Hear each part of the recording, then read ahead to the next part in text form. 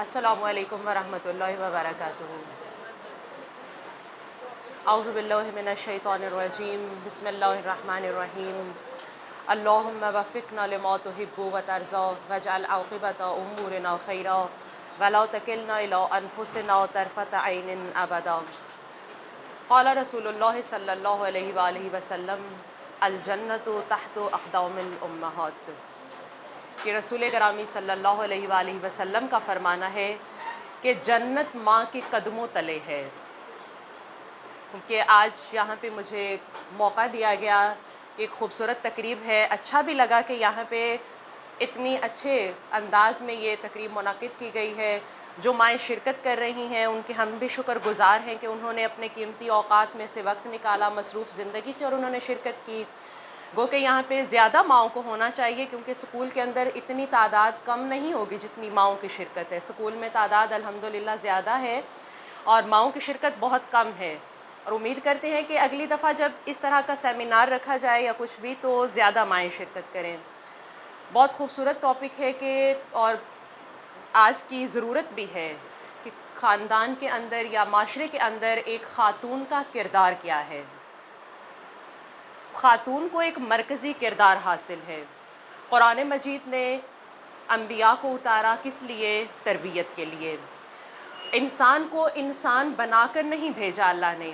خداوند عالم نے انسان کو خلق کیا، خلق کرنے کے بعد فرمایا تبارک اللہ احسن الخالقین، کہ خداوند عالم نے اپنے آپ کو مبارکباد دی کہ اس نے ایک بہت خوبصورت چیز خلق کی ہے، کہ احسن خلقت عطا کر کے انسان کو بھیج دیا۔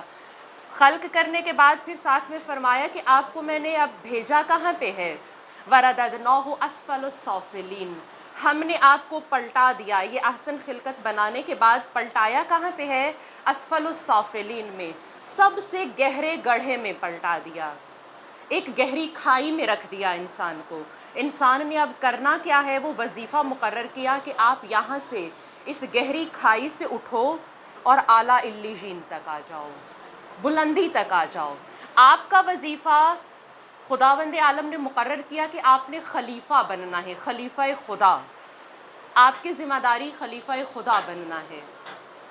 اسفل السافلین میں رہ رہے ہیں، لیکن یہاں سے آپ نے بلند مقام پہ جانا ہے، اور اس بلند مقام پہ پہنچنے کے لیے آپ کو ایک خاندانی نظام تشکیل دینا ہوگا، اور اس خاندانی نظام کا محور خداوند عالم نے عورت کو قرار دیا۔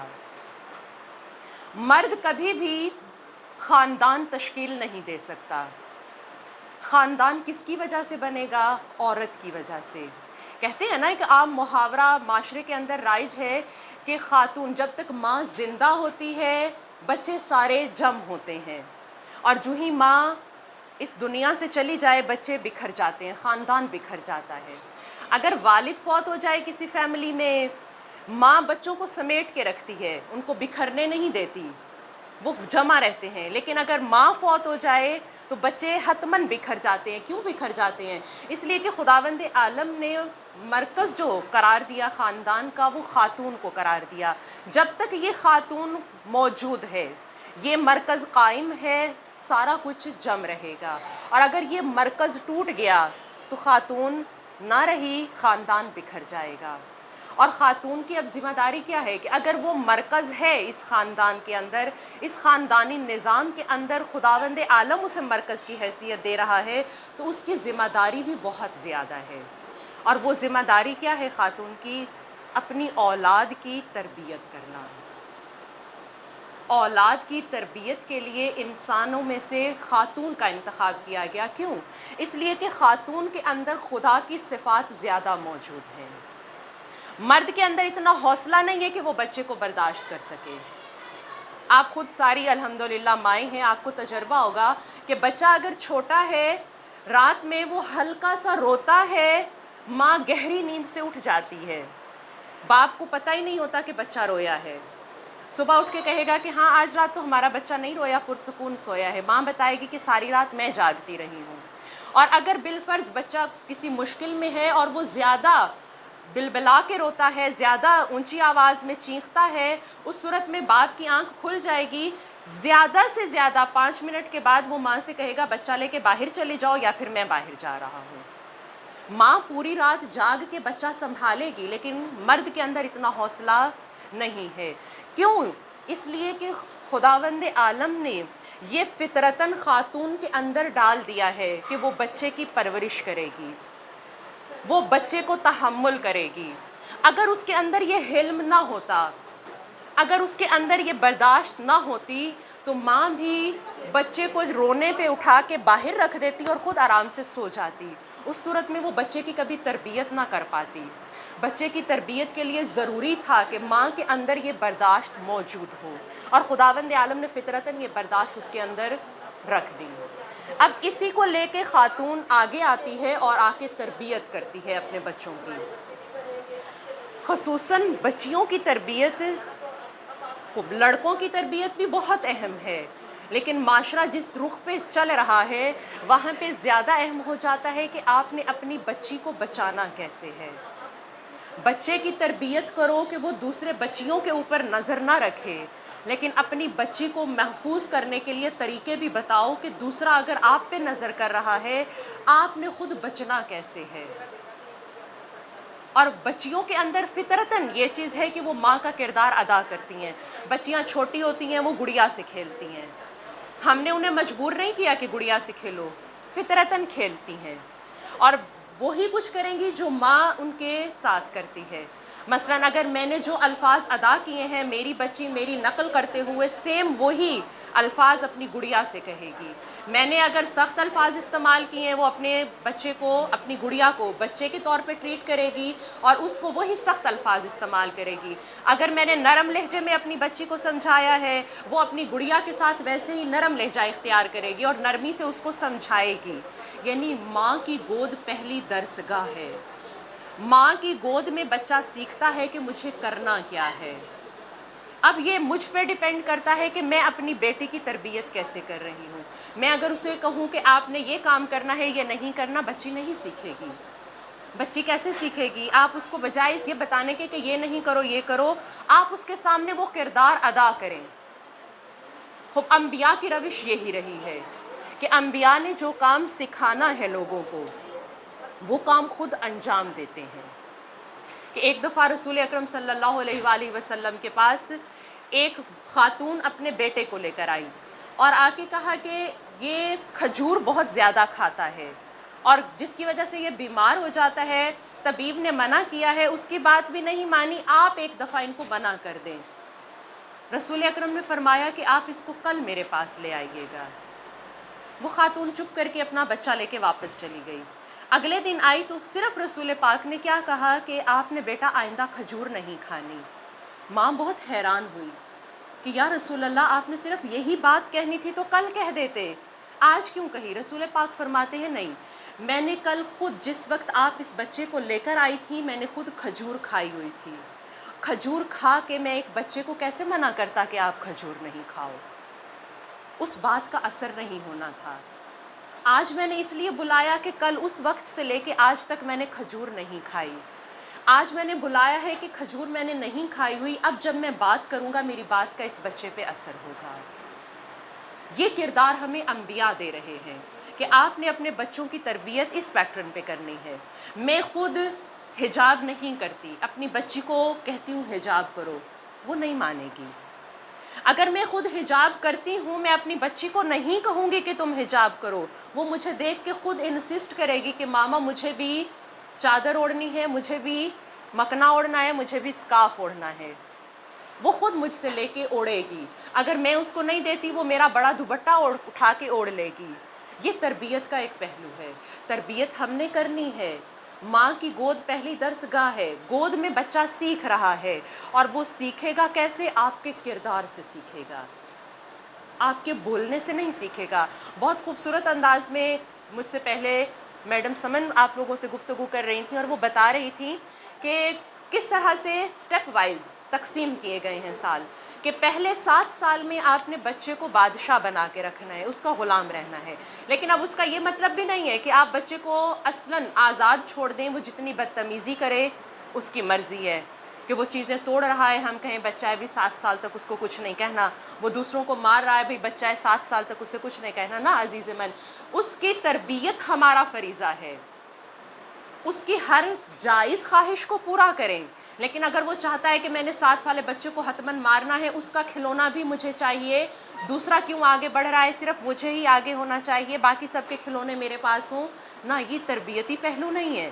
یہاں پہ آپ بچے کو پیار سے سمجھائیں کہ آپ کے بابا یہ والا کھلونا آپ کے لیے لائے ہیں، یہ آپ کا ہے، وہ والا کھلونا اس کا ہے، وہ اس کے بابا لائے ہیں. یا اگر بہن بھائیوں میں تضاد ہو گیا، آپ اس کو سمجھائیں آرام سے کہ یہ کھلونے بابا آپ کے لیے لائے تھے، یہ والے کھلونے بابا اس بھائی کے لیے لائے ہیں یا اس بہن کے لیے لائے ہیں.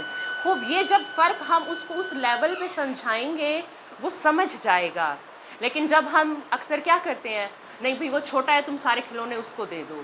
اب بچے کے اندر وہ ہوتا ہے کہ اچھا میری کوئی رسپیکٹ نہیں ہے کہ میں اپنی چیزیں بھی اس کو دے دوں، تو میں کہاں پہ کھڑا ہوں.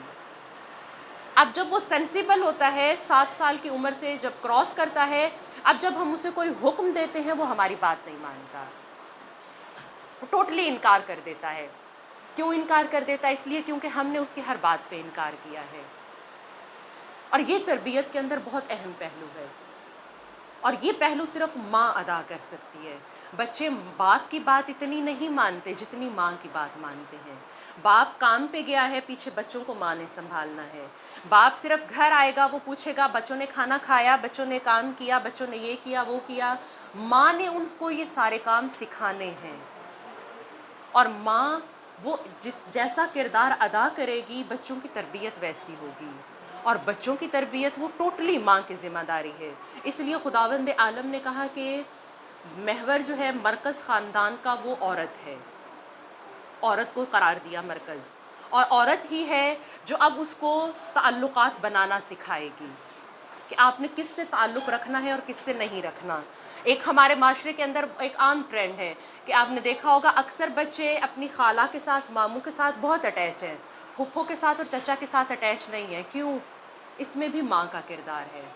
ماں اگر بیٹھ کے سارا دن بچوں کے سامنے برائی کرے گی، تمہاری پھپھو نے میرے ساتھ یہ کیا، تمہارے چاچا نے میرے ساتھ یہ کیا، تمہارے تایا نے یہ کیا، دادا نے یہ کیا، دادی نے یہ کیا، وہ بچوں کے چھوٹا سا ذہن ہے، اس میں محبت ڈالیں تاکہ بڑے ہو کے وہ محبت دے سکیں.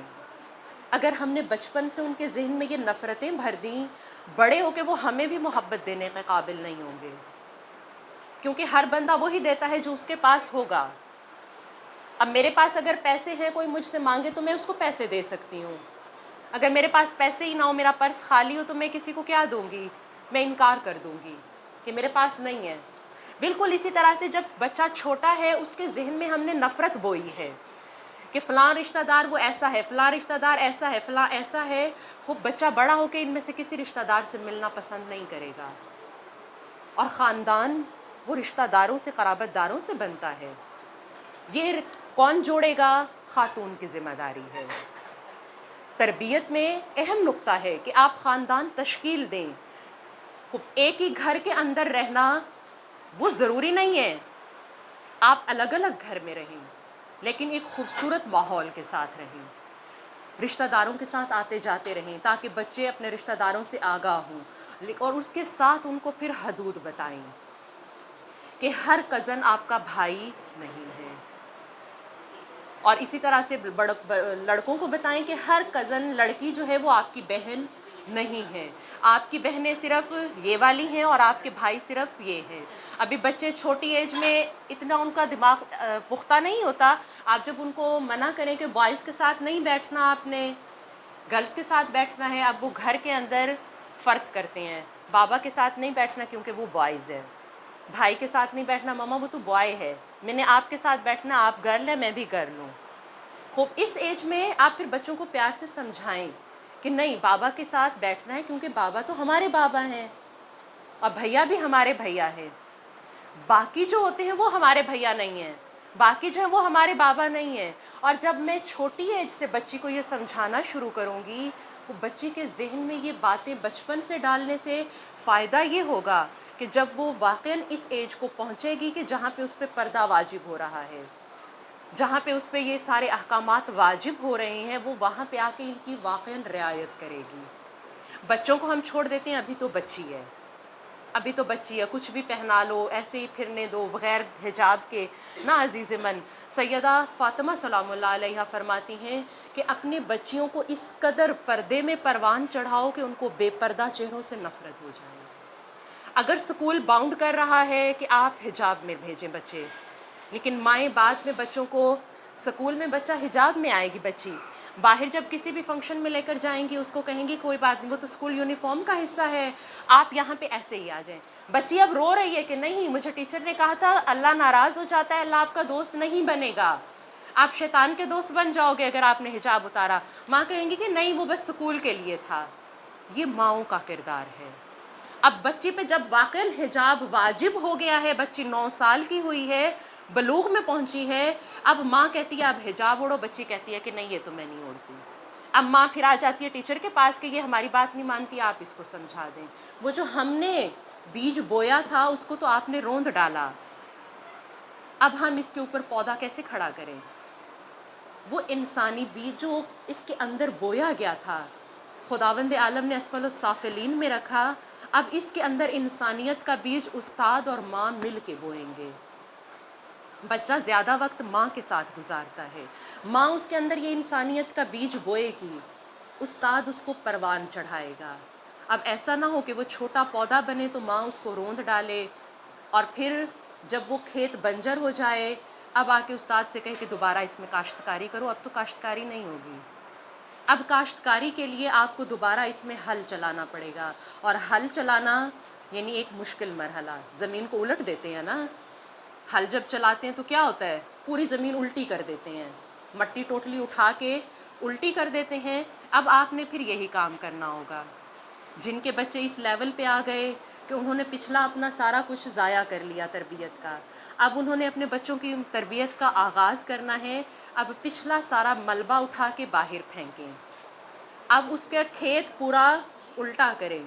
انسانیت کا وہ جو کھیت خالی پلاٹ خدا نے آپ کو دیا تھا کہ اس کے اوپر انسانیت کی عمارت کھڑی کرو، اس کھیت کو پورا الٹیں تاکہ اس کے اندر سے کچرا اور گندگی نکل جائے اور وہ پھر زرخیز ہو جائے زمین۔ اب زرخیز زمین کے اندر دوبارہ تربیت کو کاشت کرنا شروع کریں۔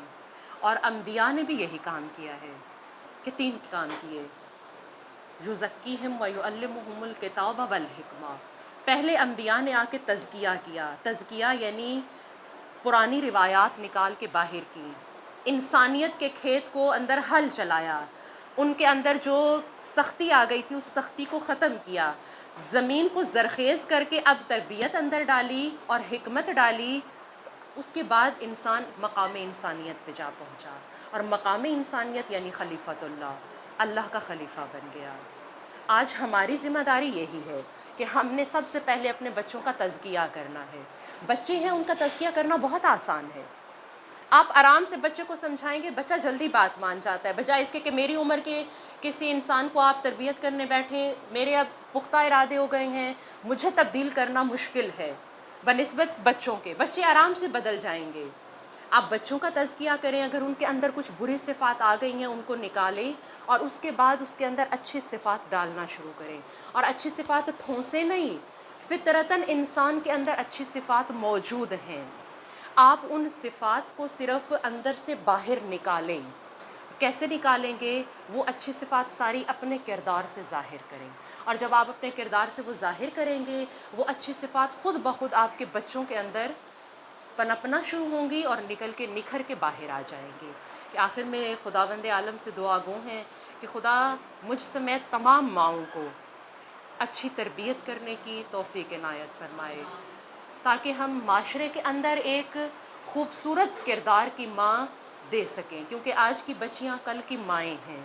ایسا نہ ہو کہ ہماری کسی تربیت کی کمی کی وجہ سے کل کو ہمیں کاظمی فیملی کی طرح رونا پڑے۔